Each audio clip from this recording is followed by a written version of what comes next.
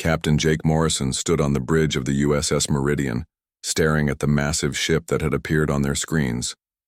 The alien vessel was 3 times larger than his own ship and looked like it was built for war. Dark metal covered its surface, and sharp spikes stuck out from every side. It reminded Jake of a giant sea creature from the deep ocean, something that ate everything in its path. "Captain, we're getting a message," said Communications Officer Ryan Bell. His voice shook a little as he spoke. "It's not like anything we've seen before." The message came through as a series of deep growls and clicking sounds. The computer tried to translate it, but the words that appeared on the screen made everyone on the bridge go quiet. "Small creatures in metal shell. You will prove your worth or become food. We are Kythera. We hunt. You run or fight. Choose now." Dr. Lisa Carter, the ship's scientist who studied alien life, moved closer to her computer screen. She had been waiting for this moment her whole life. First contact with a new alien race. But this was not how she had imagined it would happen. These aliens were not interested in peace or friendship. They wanted to know if humans were hunters or prey.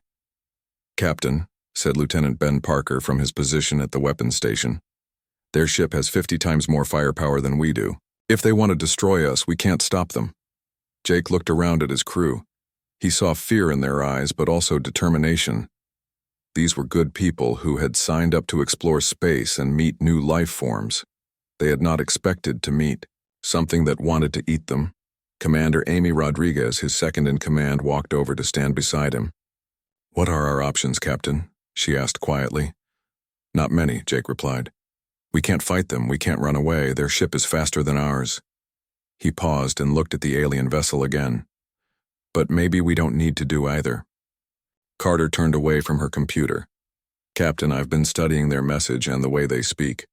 These creatures are what we call apex predators. In their world, everything is about being the hunter or being hunted. They don't understand anything else. So they see us as prey," said Ben. "Yes, but that might not be the end of the story," Lisa continued. "In nature, apex predators sometimes work together if they respect each other. The problem is that they've never met humans before. They don't know what we are." Another message came from the Kythera ship. This time the translation was clearer. "You have 1-day cycle to present yourselves for evaluation. Come to our ship and show us your strength. If you prove worthy, you may live as our servants. If you prove weak, you will feed our young. Decide. Quickly, small ones." The bridge fell silent. Everyone knew what this meant. In 24 hours they would either be slaves or dinner. Jake Morrison had been a starship captain for 12 years. He had dealt with hostile aliens before, but never ones like this. Most aliens were willing to talk, to find some middle ground. But the Kythera seemed to only understand power and dominance. "Captain," said Amy, "what if we try something they've never seen before?" "What do you mean?" Amy walked over to the main computer and pulled up files about human history and culture. "Dr. Carter is right. They only know hunter and prey. But humans are different. We've always been different." Lisa nodded. "Humans survived not because we were the strongest or fastest, but because we learned to work together. We made alliances with other tribes, even with animals." "You want to make an alliance with creatures that want to eat us?" asked Ben. "Not exactly," said Jake, beginning to understand where Amy was going with this. "But maybe we can show them that there's another way to be strong." Ryan looked up from his communication station.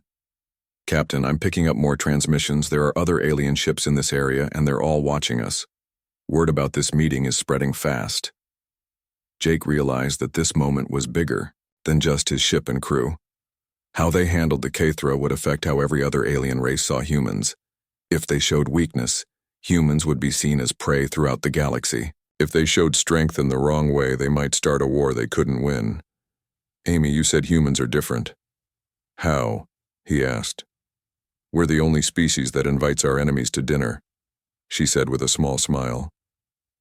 The idea hit Jake like lightning. It was crazy, dangerous, and completely against every rule of first contact. But it was also perfectly human. "Dr. Carter, do we know what these creatures eat?" he asked. "According to my scans, They're carnivores, but they also consume certain minerals and chemical compounds, she replied. Good.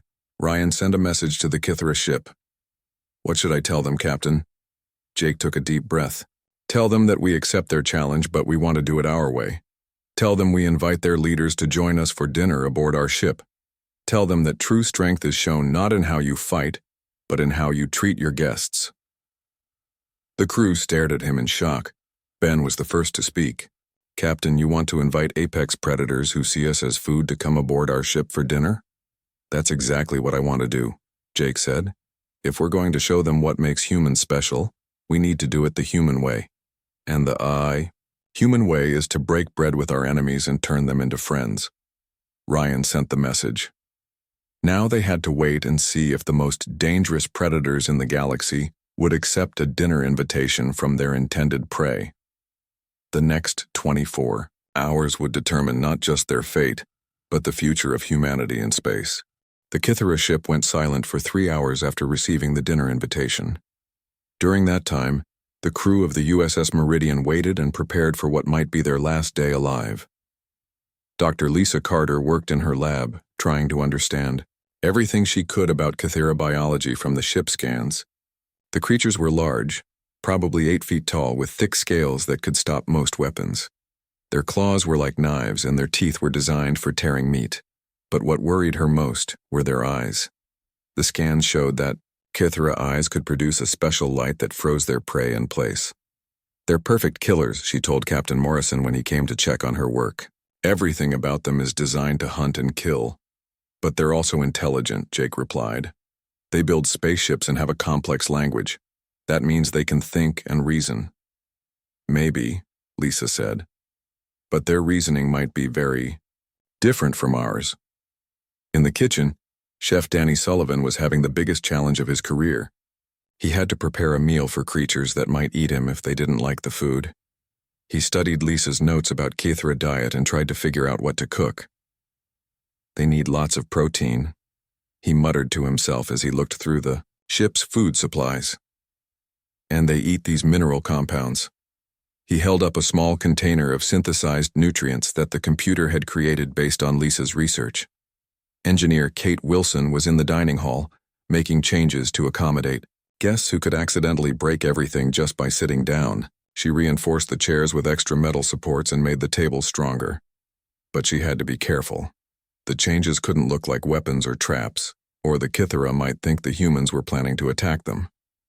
How do you make a room safe for apex predators without making it look like a prison? She asked Commander Amy Rodriguez, who was helping with the preparations.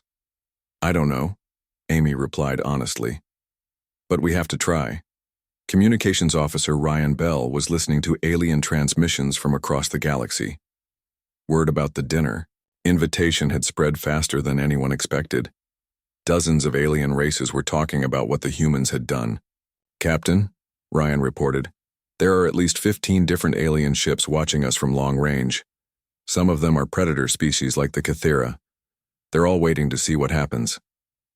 Jake realized that this dinner was becoming the most watched event in galactic history. If it went wrong, every dangerous species in space would know that humans were easy prey. If it went right, it might change everything. Finally, the Kythera ship sent a response. The translation came through slowly, and Ryan read it out loud to the bridge crew. Soft-skinned creatures confuse us. No prey has ever invited hunters to feed together. This is unknown to us. We will send Huntmaster Zarthok and 3 packmates to your metal shell. If this is trap, we will destroy your ship and consume your bodies. If this is weakness, we will take you as servants. If this is something else, we will decide your fate. Prepare your feeding place. The crew looked at each other with a mixture of fear and excitement. The Kythera had accepted the invitation, but they were clearly suspicious and ready for violence. How long do we have? Asked Jake. They'll arrive in 6 hours, Ryan replied. Dr. Carter ran more scans of the approaching shuttle. Captain, I'm reading 4 life signs. They're all large, probably the biggest Kythera on their ship. And Captain, they're armed. They have some kind of energy weapons built into their suits. Of course they are, Jake said. They think we might be trying to trap them. Danny Sullivan came to the bridge carrying a tray of food samples. "Captain, I've prepared several dishes that might work for our guests, but I have no idea how they'll react to human cooking." Jake tasted one of the samples. It was meat cooked with spices and the mineral compounds that the Kithera needed. It didn't taste bad, but it was unlike anything he had ever eaten. "It's good, Danny. Different, but good." "I hope they think so too," Danny replied. "Because if they don't like the food, we might become the next course." Kate Wilson finished her work in the dining hall and called the bridge. "Captain, the room is ready. I've made everything as strong as possible while keeping it looking friendly. I also installed some hidden cameras so Dr. Carter can study their behavior during dinner." "Good thinking, Kate." As the hours passed, more alien ships arrived to watch the meeting. Ryan counted over 30 different vessels from 20 different species. Some were curious scientists, others were potential allies or enemies, and a few were probably hoping to scavenge whatever was left after the Kithera finished with the humans. "Captain," said Amy, "I've been thinking about what we're going to talk about during dinner. These creatures probably don't understand small talk or casual conversation. What do you suggest? We need to show them that humans are strong, but in a different way than they expect. We need to tell them stories that prove we're survivors and leaders, not prey." Jake nodded. "Get Sam Thompson up here. If we're going to tell stories, we need our best storyteller." Cultural attaché Sam Thompson arrived on the bridge within minutes. He was a thin man with gray hair who had spent his career studying human cultures and traditions. "Sam, we need you to prepare some stories about humanity," Jake explained. "Stories that show we're strong and worthy of respect, but also different from other species they've met." Sam thought for a moment. "I can do that, Captain. Humans have always been good at turning enemies into friends. I have plenty of stories about that." With 2 hours left before the Kithera arrived, the crew made their final preparations. The dining hall was ready, the food was prepared, and the stories were chosen. Now they just had to wait and hope that their plan would work. "Captain," said Lisa, looking at her scanners, "the Kithera shuttle is approaching. 4 large life forms, heavily armed and very dangerous." Jake Morrison straightened his uniform and prepared to meet the most dangerous creatures humanity had ever encountered. In a few minutes, he would either make history or become it. The airlock doors opened with a loud hiss, and Captain Jake Morrison got his first look at the Kithera. They were even more frightening in person than the scans had shown.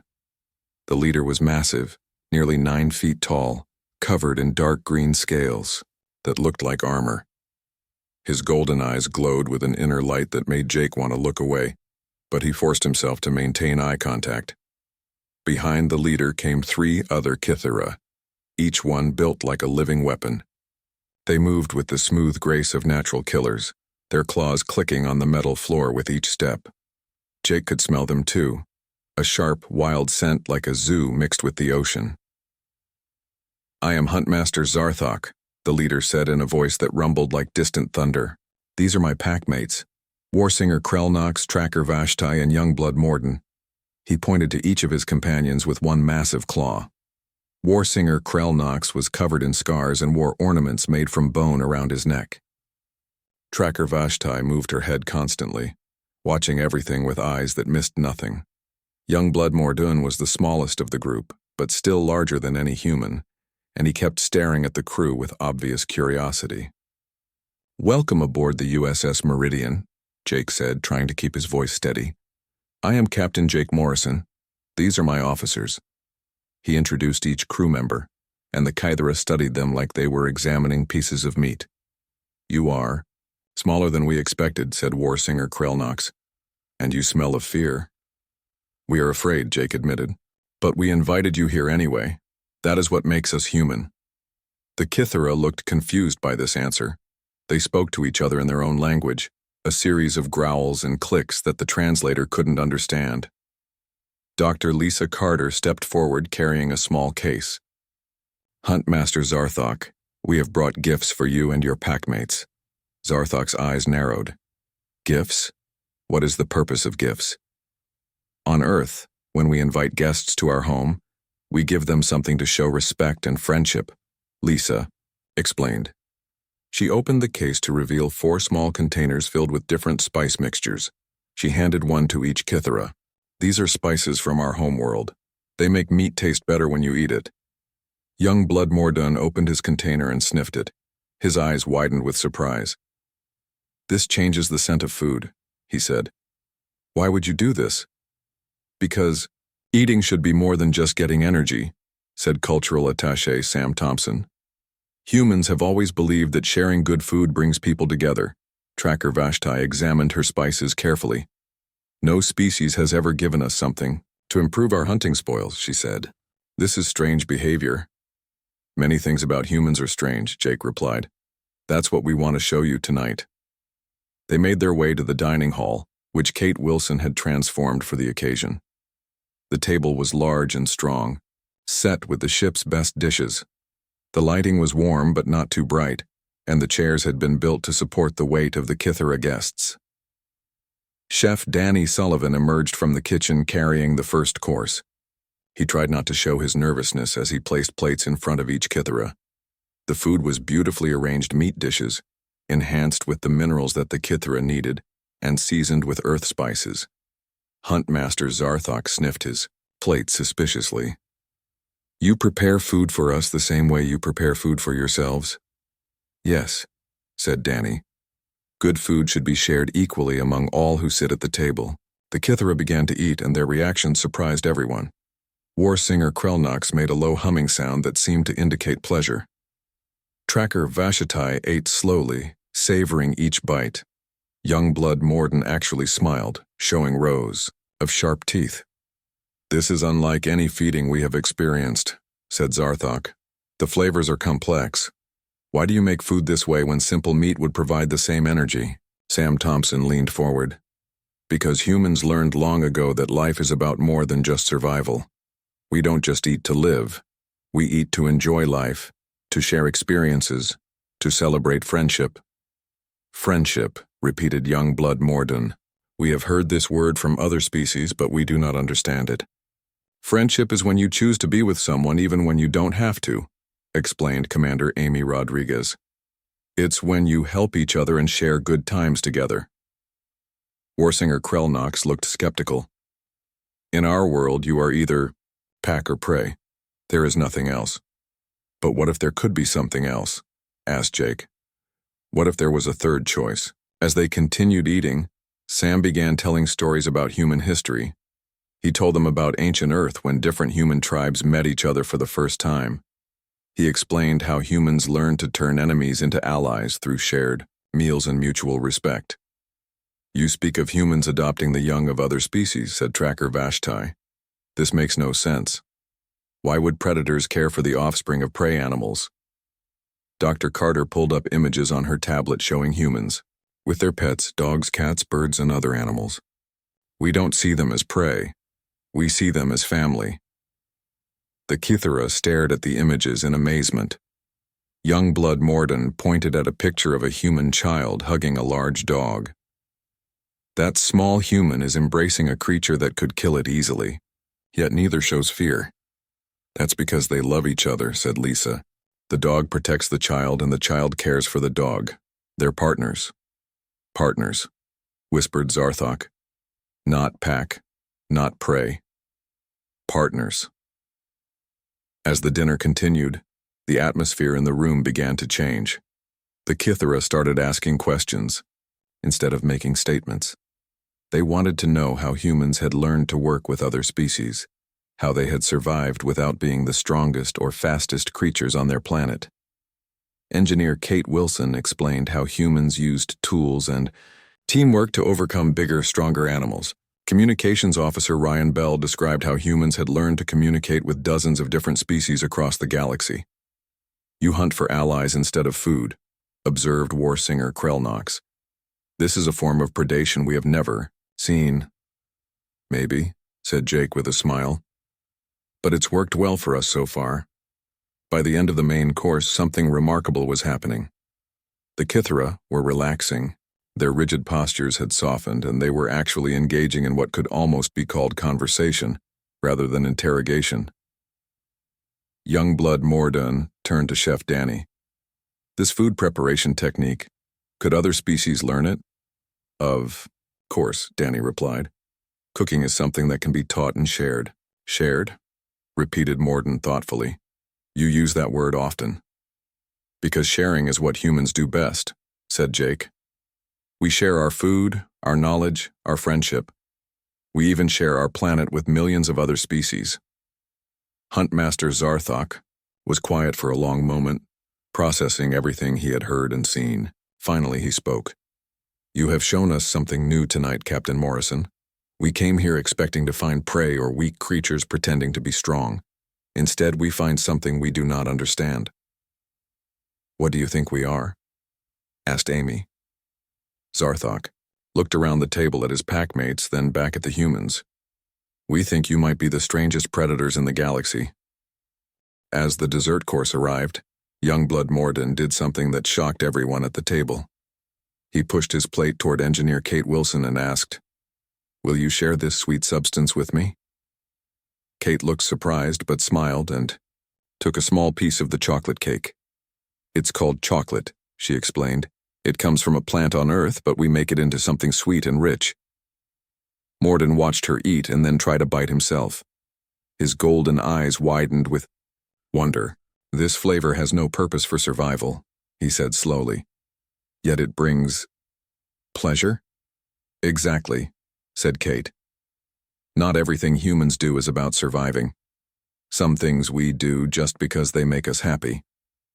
Huntmaster Zarthok had been watching this exchange carefully. Explain to us humans how your species reach the stars without being apex predators. In our experience, only the strongest species can build ships and travel between worlds. Captain Jake Morrison leaned back in his chair. We did become apex predators, but not in the way you might think. We didn't get there by being the biggest or having the sharpest claws. Then how? Asked Warsinger Krellnox. Dr. Lisa Carter activated her tablet and showed images of early human history. Humans started as weak creatures. We were not fast like the big cats or strong like the bears. We could not fly like birds or swim like fish. But we had something else. The images showed early humans working together, making tools and building fires. We learned to think together, continued Lisa. One human is weak, but many humans together are very strong. Tracker Vashitai studied the images with interest. You formed hunting packs like we do. Yes, but our packs were different, said Cultural. Adache Sam Thompson. We didn't just hunt animals for food. We hunted knowledge, we hunted solutions to problems, and eventually, we hunted friendship with other species. Show us your military tactics, demanded Warsinger Krellnox. If you are predators, you must have strategies for war. Lieutenant Ben Parker straightened in his chair. This was his area of expertise. Human warfare is based on turning enemies into allies whenever possible. We prefer to win without fighting. Impossible, growled Krellnox. Victory comes only through defeating your enemies.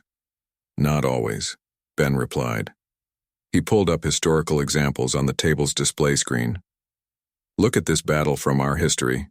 2 human armies were about to fight, but instead they talked and realized they were fighting for the same goal.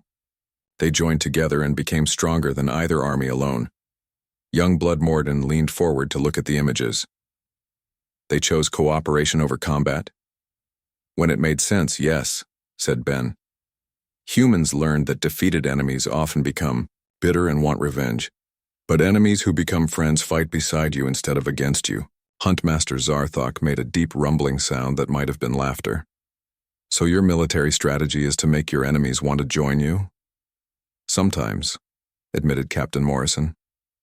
It doesn't always work, but when it does, everyone becomes stronger. Communications Officer Ryan Bell looked up from his station. Captain, I'm getting more transmissions from the watching ships. They're amazed by what they're seeing. Some of the predator species are asking if they can have similar meetings with humans. This news seemed to surprise the Kithera. Warsinger.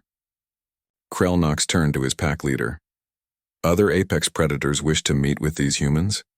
It appears so, said Zarthok thoughtfully. Tracker Vashitai had been quiet during most of the conversation, but now she spoke up. I have been watching you humans throughout this meal. You do something that no prey species has ever done. What's that? Asked Commander Amy Rodriguez. You watch us the same way we watch you, Vashatai explained. You study our movements, our reactions, our behavior. But you are not looking for weaknesses to exploit. You are looking for ways to understand us. Dr. Carter nodded. That's exactly right. We want to learn about you, not harm you. But why? Asked Morden. What do you gain from understanding us if you do not plan to hunt us or avoid being hunted? By us? Sam Thompson smiled.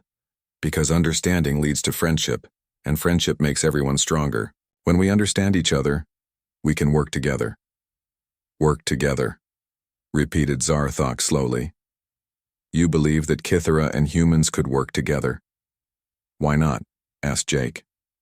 You're excellent hunters and fighters. We're good at making friends and solving problems. Together we could accomplish things that neither of us could do alone. Warsinger Krelnox looked skeptical. What could humans offer to Kithara? You are small and weak. Engineer Kate Wilson laughed. We may be small, but we're not weak. We built this starship. We developed technology that lets us travel between stars. We created medicines that can heal injuries and extend life. We learned to grow food in places where nothing should be able to live. And most importantly, added Amy, we learned how to make friends with species that were originally our predators. On Earth, we live peacefully with creatures that could kill us easily. Chef Danny Sullivan returned from the kitchen with a final surprise. He carried a tray with 4 small bottles filled with a clear liquid. This is something special from Earth, he announced. We call it water, but this water comes from the deepest, purest springs on our planet. He poured the water into glasses, for each Kithara. On Earth, sharing water with guests is one of our oldest traditions. It means we consider you family. The Kithara accepted the glasses but hesitated to drink. Youngblood Morden was the first to taste it. It is pure, he said with surprise. Cleaner than any water we have tasted. We wanted to give you something precious to us, explained Danny. This water traveled across the galaxy to reach this table. Huntmaster Zarthok drank his water slowly, savoring it. When he finished, he set down the glass and looked around the table at both his packmates and the humans. I begin to understand what you are, he said finally. You are not prey pretending to be predators. You are not predators pretending to be prey. You are something new. What are we? Asked Jake. Zarthok thought for a long moment before answering. You are hunters of hearts, he said. You hunt for loyalty, for friendship, for alliance. You make others want to be caught by you. Tracker Vashtai nodded in agreement. Throughout this meal, you have been hunting us. But instead of hunting our flesh, you have been hunting our respect, our curiosity, our interest in knowing you better. Warsinger Krelnox added, and the strangest part is that we do not want to escape. We want to be caught. Youngblood Morden looked directly at Captain Morrison. If we wish to learn more about human hunting techniques, would you teach us? Jake smiled. Of course. That's what friends do for each other. The word friends hung in the air like a bridge between two very different worlds. For the first time in galactic history, apex predators were considering the possibility of friendship with their intended prey, and the prey were welcoming them with open arms. The dinner was coming to an end, but something important was happening that would change the galaxy forever. Huntmaster Zarthok stood up from his chair, his massive form towering over the table. The humans tensed, unsure of what was about to happen. Captain Morrison, Zarthok said in his deep voice, we came here expecting to find weak prey or cowardly creatures. Instead, we have discovered something that challenges everything we know about the universe. Warsinger Krelnox also stood. You have shown us a form of strength we have never seen. You hunt not for flesh but for understanding. You gather not enemies to destroy but allies to strengthen. Tracker Vashtai rose as well. Throughout this meal, we have been the ones being hunted, and we did not even realize it until now. You have captured our interest, our respect, and our curiosity. Youngblood Morden was the last to stand. I wish to stay aboard your ship and learn your hunting methods, he announced. If my pack leader permits it. The humans looked at each other in amazement.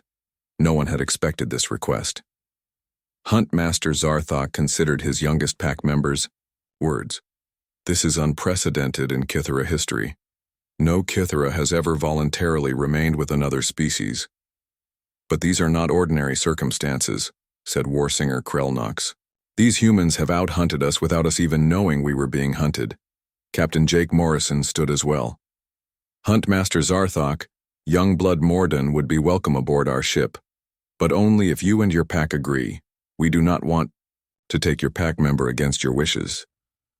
You ask permission instead of simply taking what you want, observed Tracker Vashitai. Even now you show respect for our pack bonds. Zarthok walked around the table, examining each human carefully. They stood still and let him look at them, showing no fear despite his enormous size and deadly claws. Dr. Carter, he said finally, you study alien life forms. What do you see when you look at us?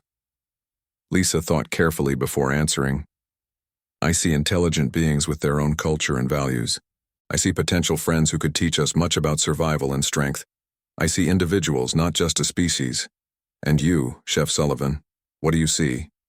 Danny smiled nervously. I see people who enjoyed my cooking and who shared a meal with us. I see beings who might want to learn our recipes and teach us theirs. Zarthok continued around the table, asking each human the same question. Each answer was different, but they all had one thing in common. The humans saw the Kithera as individuals worthy of respect and friendship. Finally, Zarthok returned to his place at the table. He reached into a pouch on his belt and pulled out a ceremonial knife with a curved blade. The humans tensed again, but the Huntmaster held up his other hand peacefully. In Kithera tradition, when a new member joins a pack, they must share blood with the pack leader, he explained, but we have never performed this ceremony with another species. He drew the knife across his palm, creating a shallow cut. Dark red blood welled up from the wound. Captain Morrison, if you are willing to be pack brothers with the Kithera, you must share your blood with mine. Jake looked at his crew, then back at the massive alien leader. He knew this was a moment that would be remembered throughout galactic history. Slowly, he reached out and took the ceremonial knife. I am honored by your offer, Huntmaster Zarthok, he said. He made a small cut on his own palm and let his blood flow. The two leaders pressed their wounded palms together, human, blood mixing with Kithera blood. The moment their hands touched, Warsinger Krelnox began to sing, a deep haunting melody that filled the dining hall with an otherworldly sound. By blood and choice, by strength and respect, the pack grows, chanted Zarthok. Captain Morrison, you are now pack brother to the Kithera. Your crew is under our protection and we are under yours. Youngblood Morden stepped forward. Pack father, may I remain with our new pack brothers to learn their ways? You may, Zarthok replied. But remember always that you are Kithera. Learn from the humans, but do not forget who you are. Communications Officer Ryan Bell's station suddenly came alive with incoming messages. Captain, he reported excitedly, we're receiving communications from over 50 different alien species. They all want to know about what happened here tonight. What are they saying? Asked Commander Amy Rodriguez. They're calling it the Impossible Feast, Ryan replied. Some of them are requesting similar meetings with humanity. The predator species are especially interested. Dr. Carter checked her readings from the hidden cameras that had been recording the dinner. Captain, this footage is going to change everything. We've documented the first successful peaceful contact between humans and apex predators. Huntmaster, Zarthok overheard this. You recorded our meeting? Only to study and learn, Lisa assured him quickly. We wanted to understand how this new kind of diplomacy works. Good, said Zarthok, surprising everyone. Other species should see what happened here. They should know that there is a new way to meet and greet across the stars.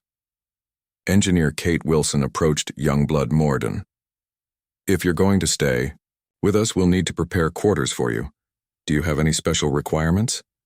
Morden looked around the dining hall. This room where we shared food, could I have a space near here? I want to understand more about how humans use meals to build friendships. Of course, said Kate. We'll make you comfortable. Chef Danny Sullivan gathered the empty dishes from the table. Morden, would you like to help me in the kitchen tomorrow? I could teach you how to prepare the spiced meat dishes you enjoyed tonight. The young Kithera's eyes lit up with interest. You would share your food preparation secrets with me? That's what friends do, Danny replied with a smile. As the evening ended, the four Kithera prepared to return to their ship, but everything had changed.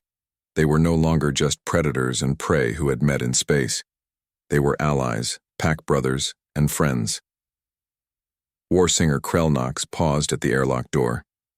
Captain Morrison, other apex predator species will hear about tonight. Some may want to test you as we did. Will you welcome them as you welcomed us? If they come in peace and are willing to share a meal, yes, Jake replied. Our table is always open to those who want to be friends. Tracker Vashatai added, You have given us much to think about. The galaxy may never be the same. We hope not, said Amy. We hope it becomes a place where everyone can be friends. After the Kithra delegation departed, Captain Morrison sat alone in the dining hall with young blood Morden. The young alien was examining the empty plates and glasses. With fascination, Captain, Morden said thoughtfully, my people have conquered dozens of worlds and defeated hundreds of species, but tonight was the first time we were truly conquered. How so? Asked Jake. You conquered our hearts, Morden replied. You made us want to be part of your pack. That is a power greater than any weapon. Jake smiled and looked out the window at the stars. Somewhere out there, dozens of alien species were talking about the humans who had turned their deadliest enemies into their closest friends by simply sharing a meal. The dining hall of the USS Meridian had become the most important room in the galaxy, the place where the future was decided one dinner at a time. And humanity had found its true calling among the stars, not as conquerors or victims, but as the species that taught the galaxy how to be friends.